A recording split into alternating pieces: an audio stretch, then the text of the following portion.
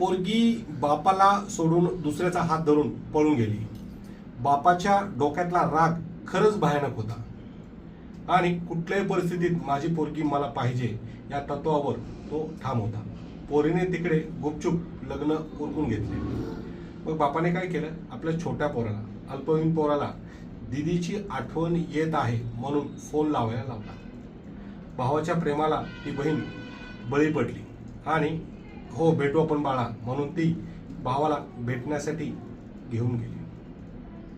तिचा प्रियकर आणि ती त्या लहान भावाला भेटण्यासाठी घेऊन गेले आणि इकडे पोरीच्या बापानं माझ्या अल्पवयीन पोराला दोघांनी किडनॅप केले अशी कंप्लेंट दाखल केली. पोलीस स्टेशनमध्ये गोंधळ उडाला.